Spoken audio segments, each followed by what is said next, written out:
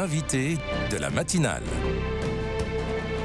KTO Radio. Bonjour à tous, on en parle et cela interroge les communautés chrétiennes. Le nombre de catéchumènes en France est assez surprenant et parmi eux, ceux qui surprennent peut-être le plus, ce sont ces jeunes qui découvrent la foi et le Christ, j'allais dire de zéro, en quête de sens et d'enracinement pour leur vie. Notre invitée ce matin est Enora Del Castillo. Bonjour.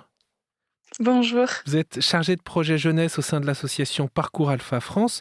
Votre proposition éclaire de manière particulière ce mouvement de fond qui touche un certain nombre de jeunes. Peut-être pour commencer, vous pourriez nous rappeler en un mot ce que sont les Parcours Alpha. Quel est le principe, d'où vient cette initiative ? Bien sûr, alors les parcours alpha, c'est tout simplement une série de rencontres. On aime bien dire ça comme ça parce qu'on se réunit à peu près toutes les semaines généralement pour explorer librement en petits groupes le fondement de la foi chrétienne. Donc c'est vraiment la thématique de base. C'est une dynamique de rencontre et une dynamique d'exploration de la foi chrétienne. Et ça nous vient de l'Angleterre. Alors ça a été développé dans les années 70, donc ça commence à dater. Et en fait, on a eu des petits Français assez curieux de ce qui se passait en Angleterre parce que le parcours fonctionnait très très bien et qui se sont dit, mais en fait, on devrait ramener ce parcours en France. Pourquoi ? Parce qu'on commençait à avoir cette première problématique de il faut ramener des gens de l'extérieur vers l'intérieur de l'Église. Et l'Église avait un petit peu des problèmes avec le fait de faire ça. On n'avait pas encore la technique. Donc du coup, le parcours alpha répondait bien à ce sujet-là de se dire comment faire pour parler de Jésus à l'extérieur de l'Église, parce qu'on avait déjà cette dynamique de déchristianisation de la société à l'époque. Et en fait, le parcours alpha s'adresse à tout le monde. Donc que vous soyez agnostique, musulman, chrétien qui recommence ou même chrétien convaincu, c'est vraiment le slogan du McDonald's, venez comme vous êtes, ben c'est vraiment ça Alpha. Donc ça répondait parfaitement au sujet de l'Église à ce moment-là. Il se trouve qu'aujourd'hui, les parcours alpha correspondent particulièrement aux jeunes dont on parlait il y a un instant.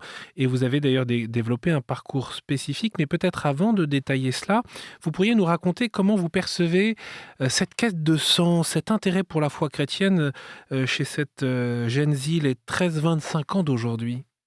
Mmh. Alors nous, c'est un sujet qui nous tient particulièrement à cœur à Alpha et on a commandé une enquête qui s'appelle l'enquête Open Generation de l'étude Barna.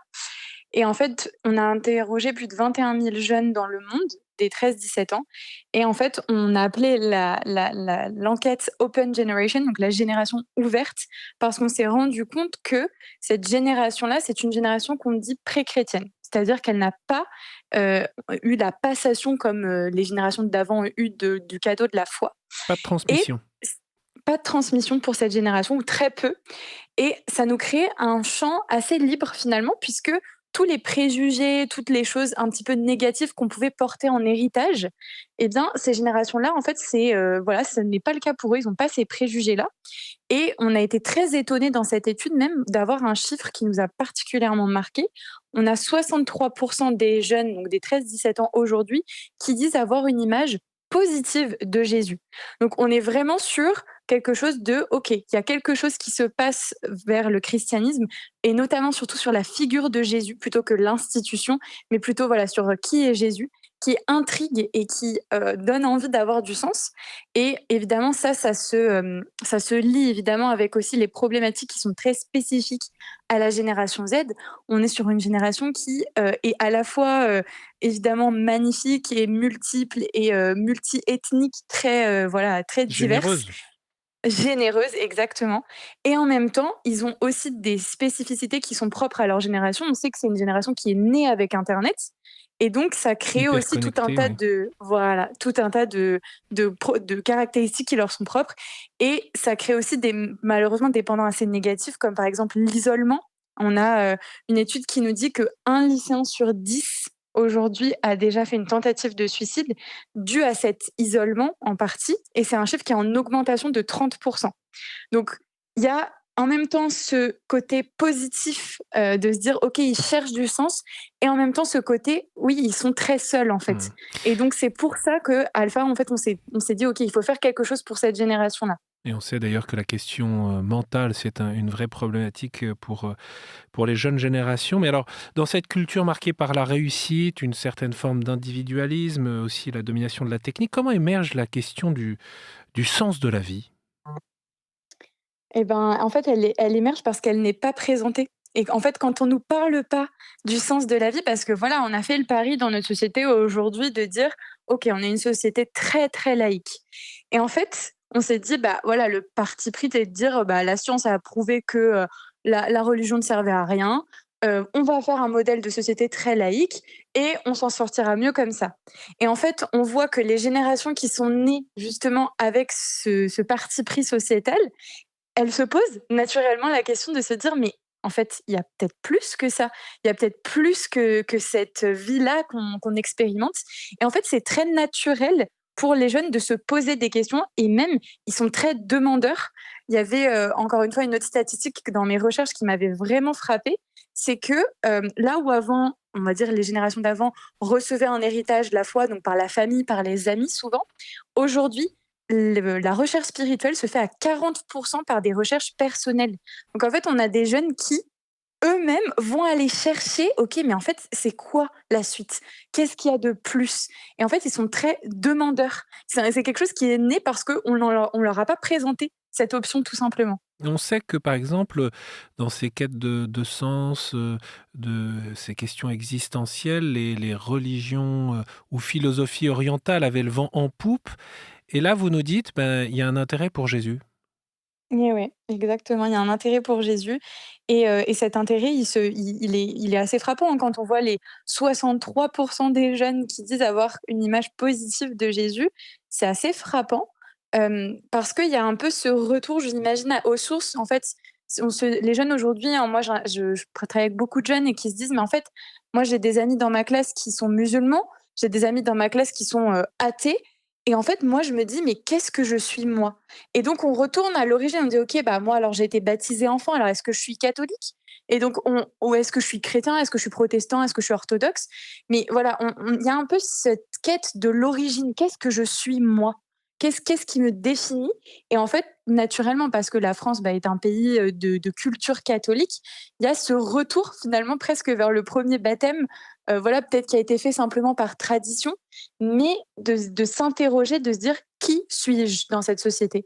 Ce qui est intéressant, Enora, et ce que vous évoquez, c'est que ça ne concerne pas que ceux qui voudraient demander le baptême, cela concerne aussi ceux qui ont été baptisés enfants, mais qui n'ont pas forcément une éducation chrétienne, une vie chrétienne, tout simplement. Tout à fait, exactement. On a des jeunes aujourd'hui et beaucoup, hein, encore dans les familles, je pense qu'on en connaît tous, où on a des enfants qui sont baptisés plutôt par tradition, mais après, à côté de ça, il y a pas la transmission, de la foi, de ce que c'est le christianisme et donc c'est des jeunes qui sont tout autant, en fait, impactés par cette quête de sens et par cette recherche de, qu'est-ce qu'il y a plus grand que moi? Donc c'est à la fois, voilà, on est très heureux de lire que, il y a beaucoup de catéchumènes adultes. En fait, les jeunes qui sont déjà baptisés, pour la plupart, sont tout autant dans une quête de sens parce que, comme je disais, c'est une génération vraiment pré-chrétienne, Mmh. pour le coup. Les parcours Alpha Jeunes, vous l'avez dit, c'est une dizaine de rencontres. Il se trouve qu'ils connaissent un vrai succès dans les écoles, notamment. Pourquoi cette pédagogie est-elle adaptée? Pourquoi elle plaît?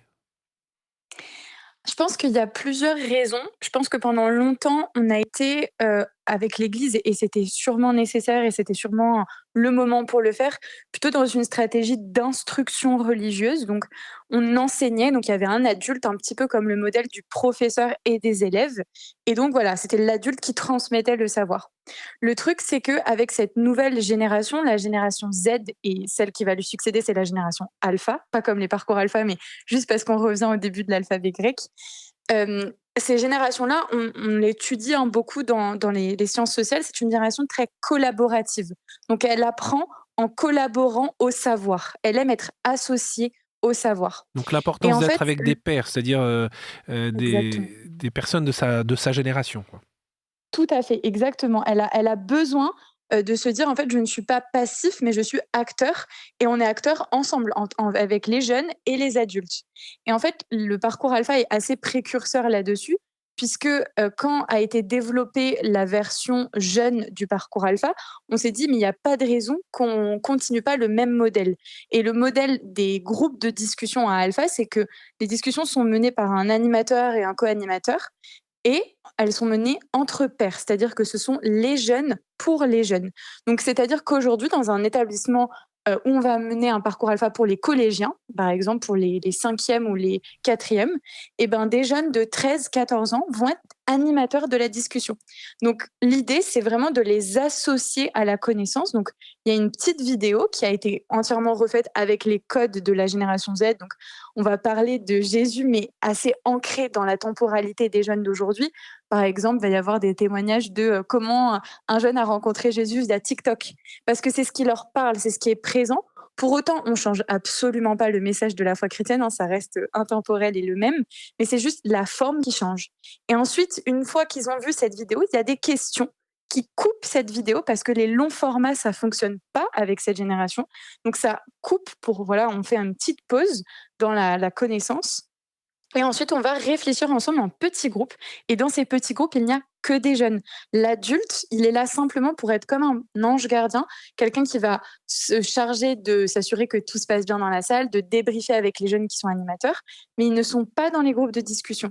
Et ça, c'est vraiment fort parce qu'on dit aux jeunes, on vous fait confiance, vous êtes capables et vous avez le droit d'exprimer ce que vous voulez exprimer. Un jeune a le droit de dire « moi, je ne sais pas si je crois en Jésus ». Et ça, c'est quelque chose de très fort dans nos établissements scolaires, surtout privés en France, parce qu'on a toujours ces problèmes de laïcité, de se dire « ah, qu'est-ce qu'on peut dire, qu'est-ce qu'on ne peut pas dire ?» Et là, en fait, tout le monde peut dire ce qu'il pense, tant que c'est exprimé, bien sûr, avec bienveillance, avec écoute et sans jugement. Mais il y a ça, et ça, c'est très, très, très fort, cette approche collaborative des jeunes par les jeunes. C'est vraiment le moteur d'Alpha. Donc une dizaine de rencontres avec un désir d'approfondir sa foi, ce qui peut surprendre parce qu'on ne s'attend pas à ce que ces jeunes aient envie d'approfondir leur foi, de mieux comprendre ce qu'est la foi chrétienne. Ouais, en fait, on a toujours en tant qu'adulte, je pense, notre biais qui parle. Et en fait, en vérité, les jeunes sont très friands et ils n'ont pas envie qu'on leur présente une version un petit peu édulcorée, un petit peu sympa de la foi. Ils veulent vraiment qu'on leur dise, OK, en quoi on croit finalement. Ils veulent qu'on rentre tout de suite dans le vif du sujet. Et après, eux, ils peuvent décider librement s'ils y adhèrent ou non. Mais ce qu'ils ne veulent surtout pas, c'est un petit peu cette version édulcorée de la foi. Ils veulent vraiment comprendre ce en quoi on croit. Et ils sont même très friands de ça. Et on peut le voir beaucoup sur les réseaux sociaux. Les contenus qui font le buzz, ce sont des contenus qui parlent concrètement en tant que croyant, à ce en quoi on croit. Voilà. Qu'est-ce qu'on en croit, qu'est-ce qu'on rejette aussi. Et ça, c'est cette quête d'authenticité, je pense, qui est très propre à la génération Z, parce que méfiance des institutions, parce que un héritage un petit peu un peu contrasté de est-ce qu'on doit faire confiance dans les institutions qui nous entourent, le politique, l'associatif, etc. Et donc, les jeunes sont très, très, très friands de cette authenticité. Et je pense que les croyants, c'est là qu'on a notre carte à jouer, parce que c'est ça, finalement, le fondement de notre foi. C'est d'être authentique et d'être vrai. En un mot, Enora, en 10 secondes, pour ceux qui souhaiteraient lancer un parcours Alpha Jeune à la rentrée, comment faire ? Vous tapez tout simplement sur Internet Parcours Alpha, vous cliquez ensuite sur notre site et ensuite vous aurez tous les détails, toutes les choses à faire pour organiser. C'est un parcours qui est gratuit, qui est vraiment facilement accessible. Donc voilà, vous pouvez juste taper Parcours Alpha sur Internet et vous tomberez sur notre page avec toutes les infos pour tout organiser. Merci infiniment, Enora Del Castillo. Je rappelle que vous êtes chargée de projet jeunesse au sein de l'association Parcours Alpha France. Merci pour cette remontée d'expérience enthousiasmante et très bon début de semaine à tous.